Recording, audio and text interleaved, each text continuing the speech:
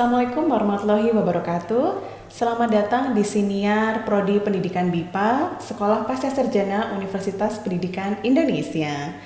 Hari ini saya akan membahas tentang seluk-beluk mata kuliah di S2 Prodi Pendidikan BIPA. Apa itu? Yaitu Riset Komunikasi Lintas Budaya. Perkenalkan, nama saya Fania Maherani. Kali ini saya tidak sendiri. Saya ditemani oleh dosen pengampu mata kuliah Riset Komunikasi Lintas Budaya, Dr. Nuni Sulistiani Idris. Apa kabar Ibu? Baik, Fania. Iya, selamat datang. Terima kasih. Ibu sehat? Alhamdulillah sehat, luar biasa ya. Baik Ibu, kali ini kita akan mengobrol Ibu tentang mata kuliah Riset Komunikasi Lintas Budaya. Mungkin bisa menjelaskan sedikit Ibu tentang apa itu komunikasi lintas budaya. Silakan. Baik, terima kasih Fania. Teman-teman sobat Siniar BIPA dimanapun teman-teman berada, mengapa mata kuliah riset komunikasi lintas budaya ini ditampilkan atau diajarkan di Prodi Pendidikan BIPA Sekolah Pasca Sarjana UPI? Ini landasannya karena ketika kita mengajarkan bahasa, itu pasti mengajarkan budaya. Betul. Pasti ke situ ya.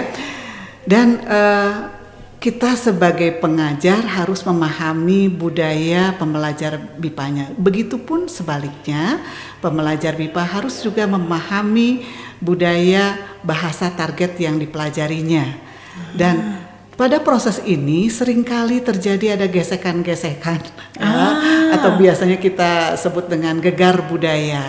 Makanya salah satu alasan kuat mengapa riset komunikasi lintas budaya ini dihadirkan atau diajarkan di Prodi Pendidikan BIPA itu adalah memperkuat kemampuan para mahasiswa untuk memahami komunikasi lintas budaya. Dan mengapa tampilnya di mata kuliah riset? Ini karena di jenjang S2 itu kan bukan lagi jenjang pengetahuan atau penerapan, tetapi sudah mengkaji. Dan ini merupakan salah satu kesempatan atau kami membekali mahasiswa untuk melakukan riset-riset, salah satunya dengan komunikasi lintas budaya. Dan di dalam mata kuliah ini mahasiswa akan diperkenalkan dengan berbagai kasus riset komunikasi lintas budaya, kemudian berbagai implementasi komunikasi lintas budaya pada pembelajaran BIPA. Dan nanti luarannya mahasiswa mampu melakukan riset komunikasi lintas budaya. Wah, riset komunikasi lintas budaya sebagai luaran. Menarik sekali Ibu.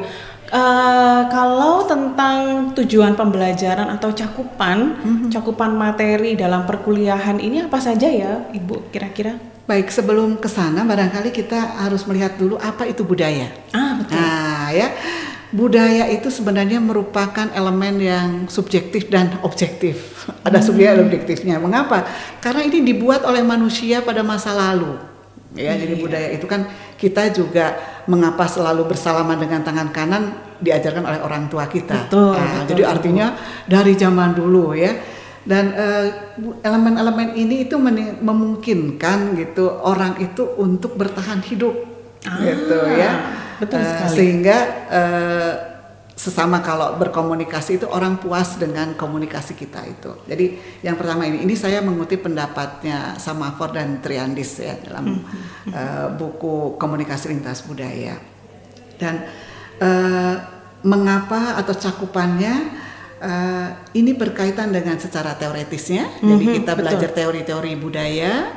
Jadi apa saja yang ada di budaya itu, kemudian unsur-unsur budaya itu apa saja, kemudian nanti dikaitkan dengan elemen-elemen budaya, misalnya ada sejarahnya, ada agama, ada nilai-nilai yang ada di berbagai bangsa, termasuk organisasi sosialnya dan termasuk bahasanya. Dan karena ini riset, tentu saja di satu semester itu kita bagi dua, yang satu berkaitan dengan pemahaman bagaimana meningkatkan pemahaman mahasiswa terhadap budaya dan komunikasi lintas budaya, dan pada setengah semester berikutnya mahasiswa mulai melakukan riset komunikasi lintas budaya gitu.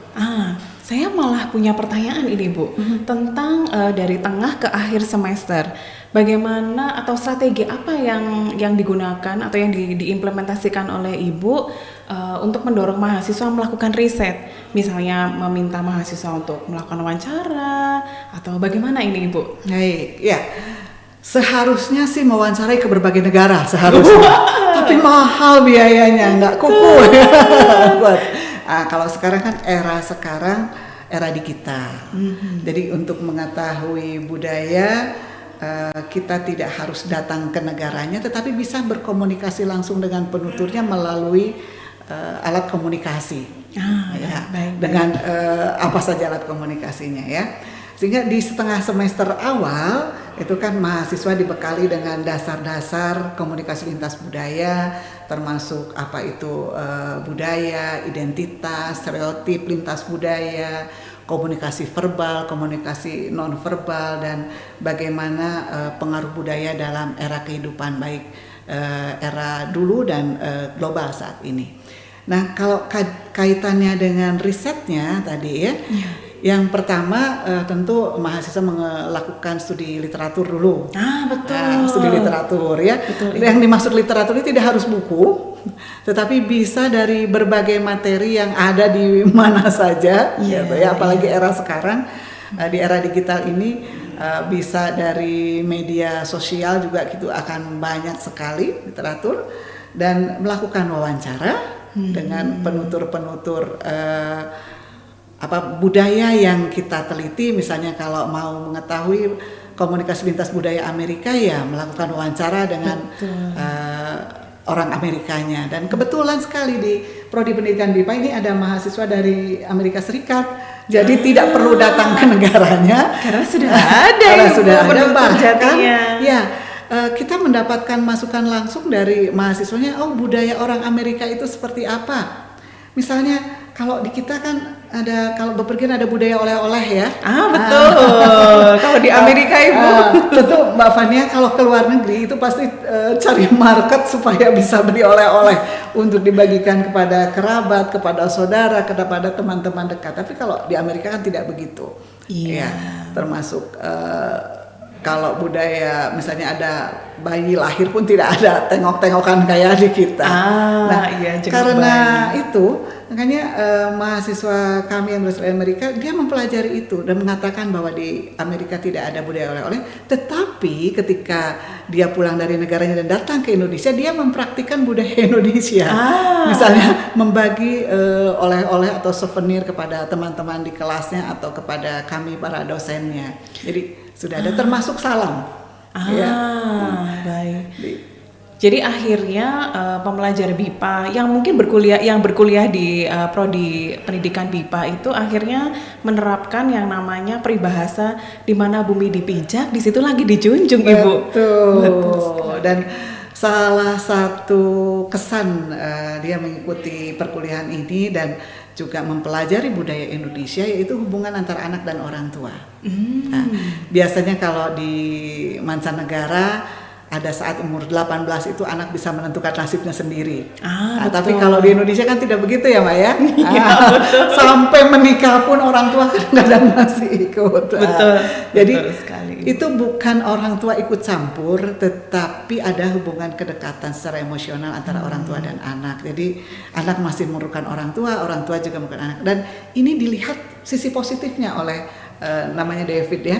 David ini sehingga ketika pulang ke Amerika dia merasakan saya ingin dekat dengan ibu saya. Jadi ibu saya harus dekat dengan di rumah saya. Jadi kalau ibu saya sakit saya tahu, saya bisa pamit kalau akan bepergian, dan itu sisi positifnya. Jadi mempelajari budaya lain akhirnya menumbuhkan karakter positif dari dirinya sendiri. Betul. Bu. Wah, keren sekali. Jadi efek positifnya cukup banyak ya, untuk seseorang. Dan jangan salah Mbak, di mata kuliah ini kita akan mempelajari komunikasi lintas budaya di Asia, di Timur Tengah, di Amerika, Australia, Eropa, Rusia, dan jangan lupa juga budaya Indonesia sendiri. Mengapa negara-negara tadi? Karena itulah kantong-kantong BIPA. Satu lagi India, ya.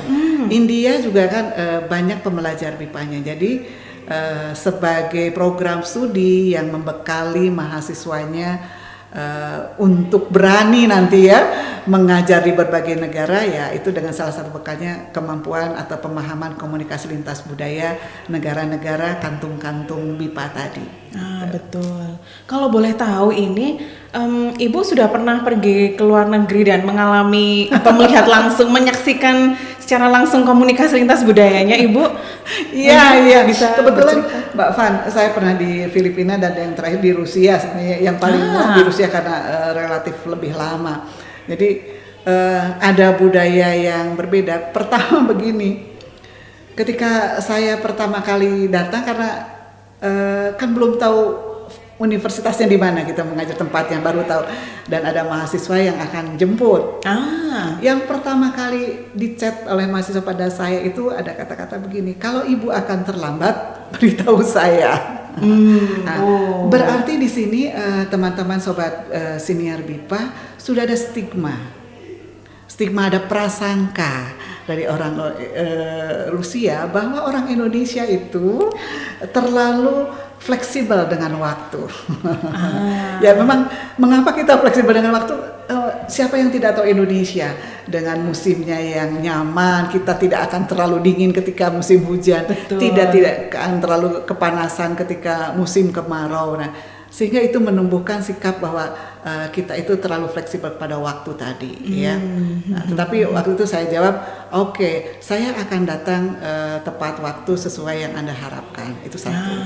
Kemudian yang kedua itu yang berkaitan kalau di Rusia itu dengan senyum, ya. Ada apa dengan senyum, Ibu? Saya itu senang senyum, bahkan senang tertawa. Kalau tertawa terbahak-bahak gitu, ya. Tapi apakah itu akan disalahartikan, Ibu? Betul. Itu bisa membuat kita dipanggil polisi malah. Dipanggil polisi, ya? Karena senyum. Waktu saya di stasiun metro, gitu ya. Saat itu sedang ada, mungkin ada kasus ketika ada duta besar Rusia yang saat itu ketika pidato di Turki ditembak dan meninggal saat itu, dan sehingga semua stasiun itu, stasiun metro, stasiun kereta itu ketat, jadi banyak polisi di situ. Saya lupa dengan budaya kita. Saya lupa bahwa itu di Rusia, saya di Moskow, bukan di Bandung atau di Jakarta, di Surabaya. Jadi ada polisi, saya ngangguk dan senyum. Begitu. Ternyata itu jadi masalah, dan saya dipanggil. Gini, mereka manggilnya begini, tidak begini, begini. Provos, artinya minta identitas. Kemudian, dan polisinya itu tidak bisa bahasa Inggris, dan saya tidak fasih bahasa Rusia. Dan ketika saya sudah menunjukkan bukti, saya bilang I'm teacher.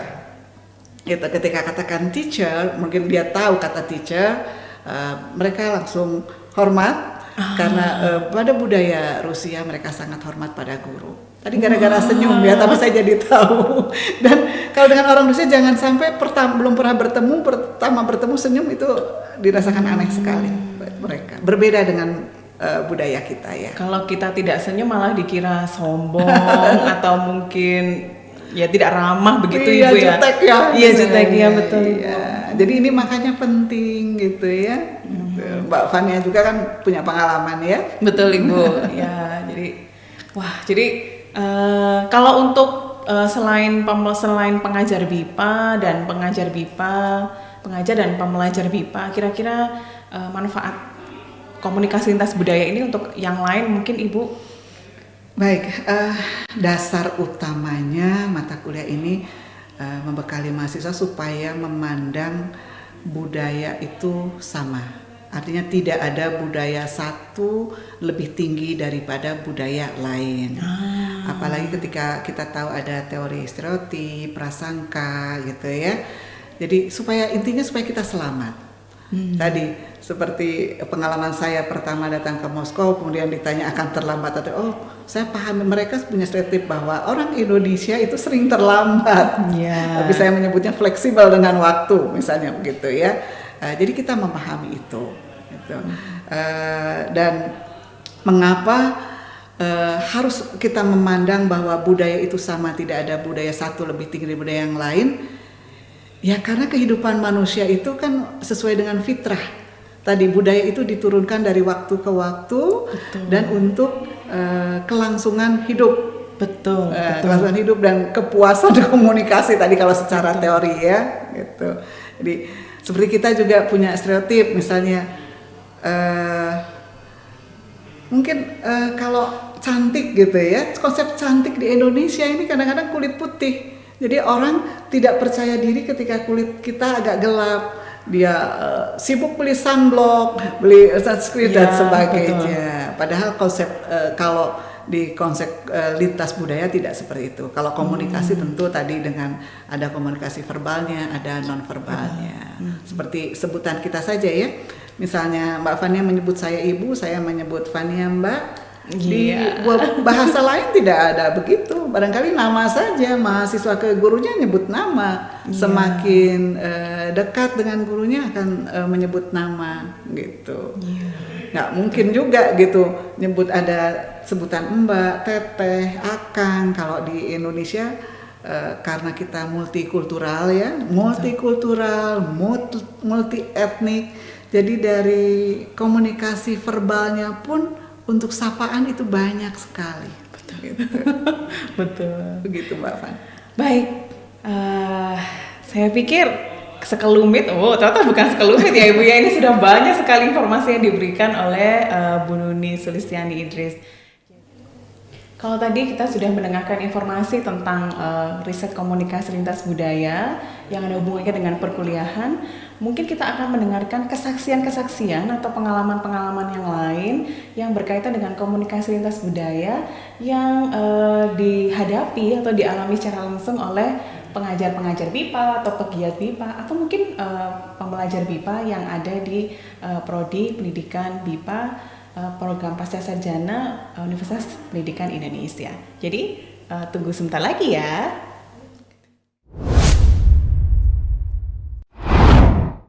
Halo, kembali lagi.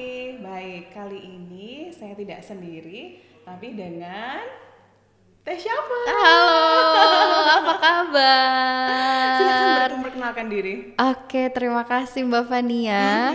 Perkenalkan, saya Amirus Safa, saya alumnus S2 Pendidikan BIPA Universitas Pendidikan Indonesia.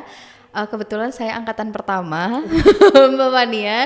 Jadi alhamdulillah sekarang sudah menjadi alumnus ya, sudah menjadi lulusan Prodi S2 BIPA, begitu.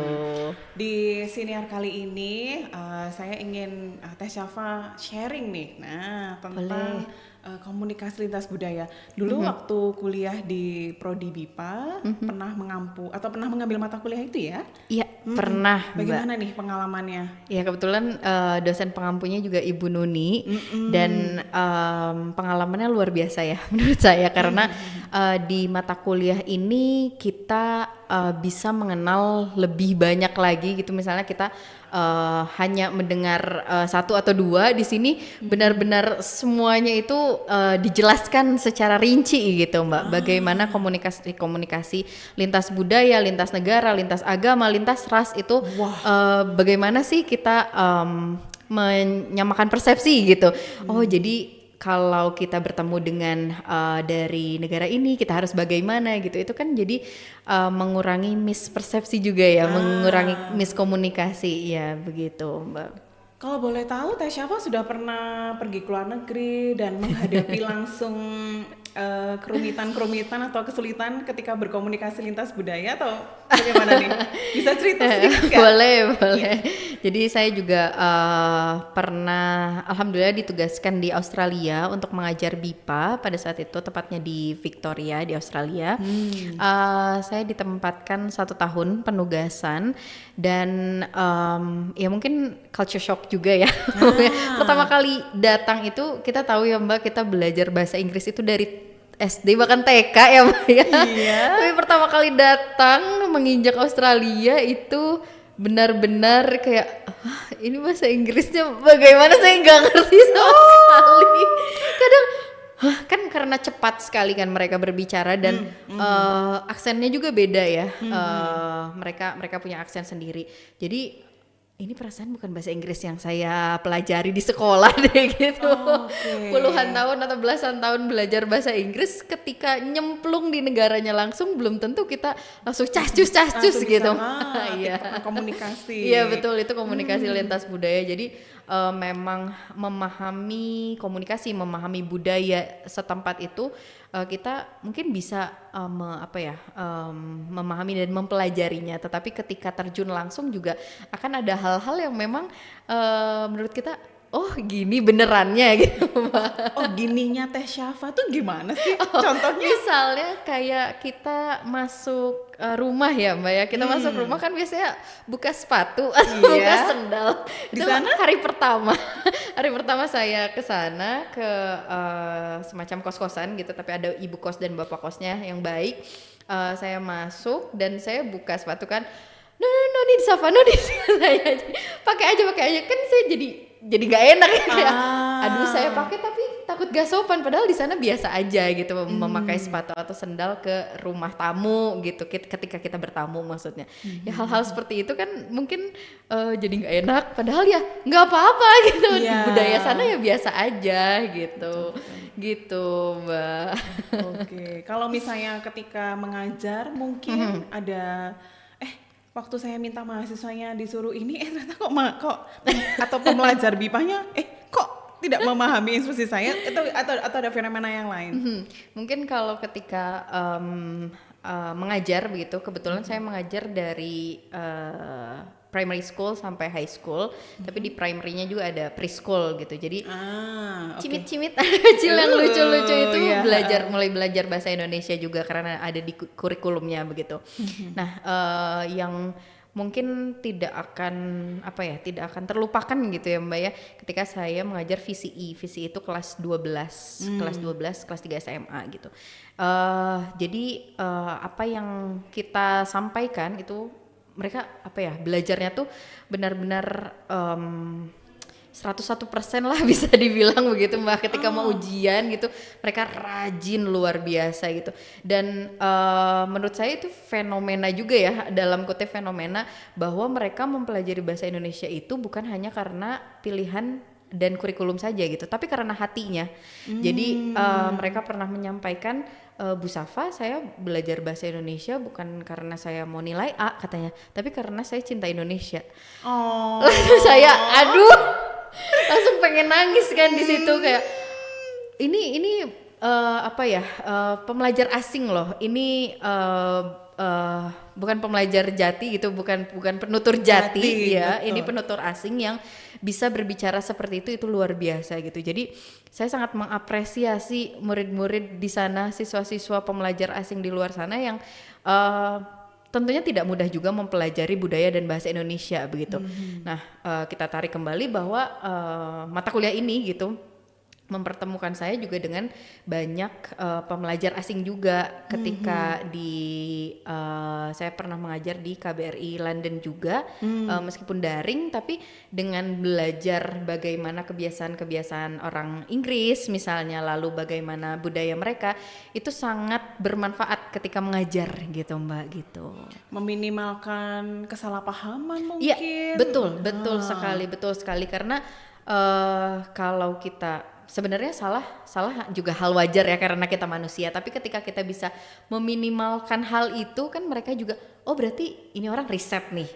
Berarti pengajar ini pernah mempelajari tentang kita juga gitu, karena ketika kita belajar bahasa Indonesia bukan hanya mereka saja yang belajar bahasa dan budaya kita juga ikut belajar dan belajar budaya dan bahasa mereka juga gitu ya Mbak ya. Begitu. Satu pertanyaan terakhir nih Boleh. Teh Syafa. Kalau begitu komunikasi lintas budaya itu penting atau tidak sih? Oke, mungkin dari 100% mungkin 170% pentingnya gitu, sangat penting. Karena di BIPA apalagi ya Mbak ya, kita menggeluti bidang BIPA ini, BIPA kan ada di seluruh dunia gitu. Kalau kita tidak mengerti bahasa dan budaya mereka juga pasti untuk apa gitu. Iya. Jadi sangat-sangat penting mata kuliah ini ada, dan saya sangat berterima kasih dengan adanya mata kuliah ini karena waktu itu ada beberapa kelompok. Jadi ketika saya berkuliah ada yang membahas tentang Eropa, ada yang membahas tentang Timur Tengah, ada yang membahas tentang Australia, ada juga membahas tentang Rusia juga ada. Nah jadi dari situ kita juga bisa sharing begitu, menerima lalu mendengarkan. Oh ternyata kalau misalnya di negara A hal ini boleh, ketika kita mengajar di negara B, oh tidak boleh. Iya betul. Jadi hal-hal seperti itu yang wah ini membuka cakrawala banget, membuka wawasan kita bahwa di dunia ini sangat banyak hal yang kita tuh perlu pelajari gitu. Kita belajar terus gitu, jangan puas gitu. Betul. Gitu. Jadi pengajar BIPA tidak boleh berpuas diri, Iya, harus belajar. betul sekali. Moto kita hari ini ya Teh. Iya. Quotes of the day. Baik, terima kasih Teh Syafa Iya, sudah sama-sama, berbagi di siniar ini. Mbak Fania, terima Oke. kasih juga. Sehat-sehat Mbak Fania. Iya, terima kasih. Mantap. Sampai ketemu lagi di siniar selanjutnya. Sampai ketemu. Iya. Dadah.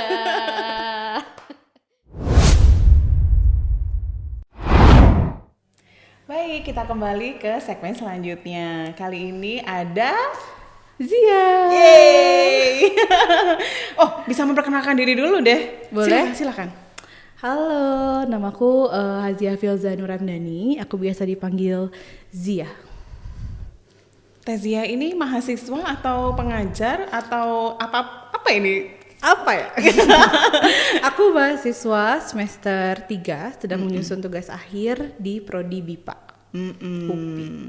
Nah, kali ini saya pingin deh mendengarkan waktu Teh Zia sharing tentang komunikasi, atau mungkin ketika pengalaman Teh Zia mengikuti perkuliahan. Sudah pernah mengambil mata kuliah komunikasi lintas budaya ya? Pernah.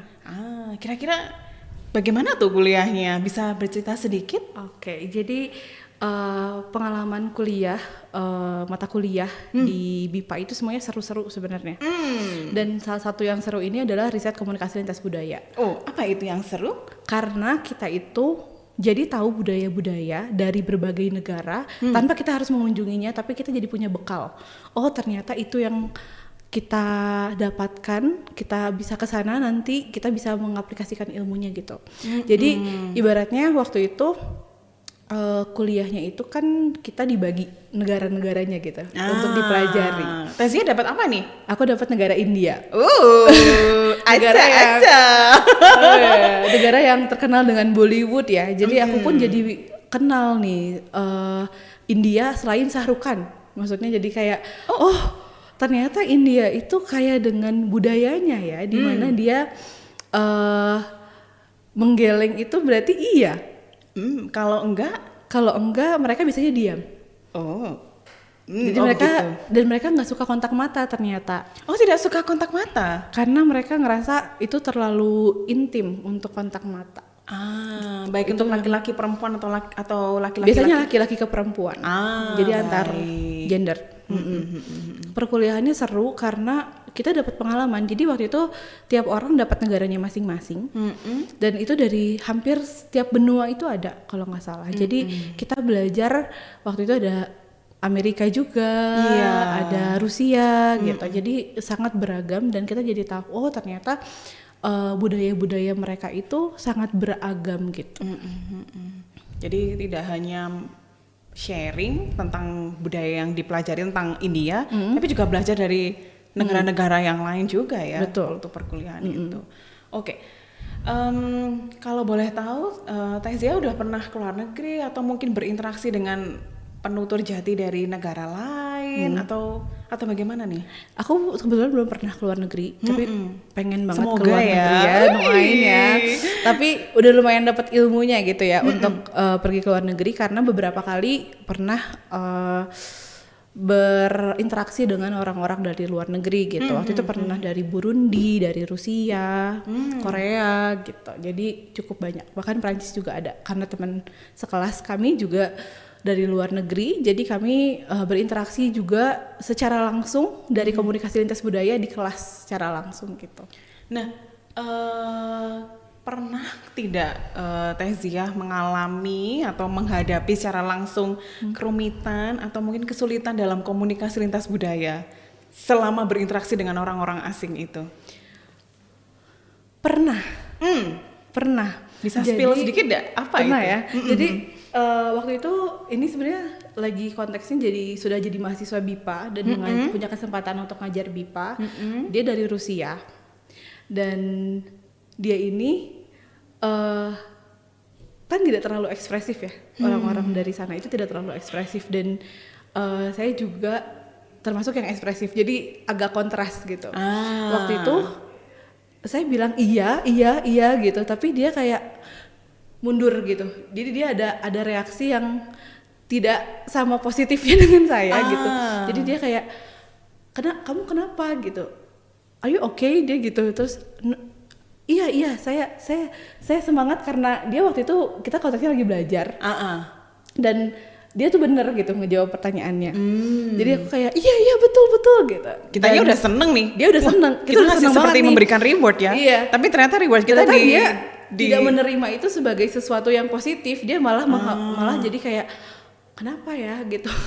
Apakah melihat bahwa Teh Zianya ini aneh begitu? Iya. Padahal saya excited, tapi dia melihat sebagai sesuatu yang aneh gitu ya.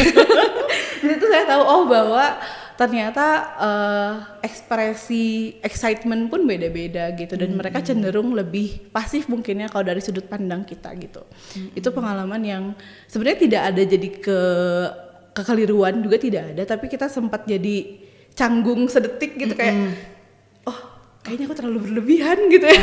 Kayaknya aku terlalu berlebihan gitu excitednya gitu. Tapi setelah itu dijelaskan oh iya berarti ternyata orang Indonesia itu cenderung lebih ekspresif daripada orang-orang dari sana gitu. Kalau tentang India, kembali lagi tadi seperti India. tadi. Iya, tentang India gimana? Kalau India pernah ketemu orang India di Kemhan waktu itu. Jadi ada pengabdian kepada masyarakat, kami mengajar di Kemhan dan ada salah satu pembelajar yang berasal dari India.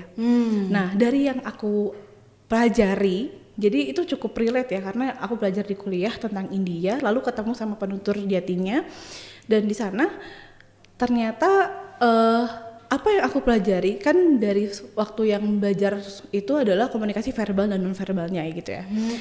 Dan ternyata yang kontak mata tadi itu terbantah. Tidak itu benar. Terbantah. Jadi ternyata disebutkan secara pengalaman gitu dari berbagai studi bahwa orang India ini tidak banyak menatap mata lawan bicaranya, terutama kalau misalnya gendernya berbeda. Tapi ternyata ketika saya temui langsung di Indonesia di Kemenhan itu dia mau kok menatap mata saya. Jadi maksudnya kita komunikasi dengan, bahkan dia menundukkan badannya karena dia cukup tinggi, dia menundukkan badannya terus dia berbicara gitu. Jadi ternyata tetap perlu untuk bertemu secara langsung untuk membuktikan gitu. Betul. Membuktikan kebenaran teori atau pemahaman yang kita dapatkan dari buku tadi, informasi dari buku misalnya. Betul. Oke. Jadi justru dia lebih sopan gak sih dengan dia menunduk, dia menatap mata saya gitu. Jadi dia seperti sudah tahu tentang budaya di sini malah malah kesannya. Oke, kalau menurut Teh Zia, jadi mungkin kesimpulannya adalah menurut Teh Zia komunikasi lintas budaya itu penting atau enggak penting? Sangat penting, sangat penting karena mungkin kalau misalnya dilihatnya seperti sepele. Hanya komunikasi gitu, hanya komunikasi berbeda budaya aja gitu. Padahal lebih daripada itu jauh bagaimana kita bisa menghormati seseorang, menghargai seseorang gitu. Ketika kita memahami komunikasi lintas budaya, orang bisa merasa dihargai, orang bisa merasa diterima, dipahami. Itu kan sesuatu yang sangat mahal gitu. Jadi perkuliahan dengan komunikasi lintas budaya ini menurut aku sangat penting sekali sih, terutama untuk jadi pengajar BIPA yang akan terus bertemu dengan budaya yang berbeda dengan yang kita miliki gitu. Supaya meminimalkan kesalahpahaman, supaya nggak ada miskomunikasi juga dengan pembelajar BIPA. Oke. Ada lagi mungkin Teh Zia yang mau disampaikan tentang Bollywood? Ini yang menarik adalah ternyata Bollywood itu sekeren itu. Jadi dia Sekeren apa nih? sekeren apa? Jadi yang aku tahu Bollywood itu kan hanya tarian gitu ya, hanya tarian, lari-lari sambil tari gitu. Ternyata mereka banyak nilai-nilai filosofisnya juga. Jadi ada sebuah semacam gerakan dari yang aku tahu, dari yang aku temukan, bahwa dari film-film itu mereka juga mengangkat isu tentang kasta. Gitu. Jadi iya. ada usaha-usaha Karena ada untuk agama. melawan kasta itu dari film gitu. Jadi Bollywood itu ternyata menjadi suatu gerakan yang cukup kuat gitu di sana, gitu sih. Dan itu aku tahu dari mata kuliah ini. Wow, keren sekali. Iya. Jadi sangat bermanfaat ya Sangat mata bermanfaat. kuliah ini. Baik, terima kasih Tezia sudah berbagi, sudah sharing tentang Terima kasih. tentang informasi yang sudah dipahami selama kuliah riset komunikasi lintas budaya. Oke, kita bertemu lagi di segmen selanjutnya.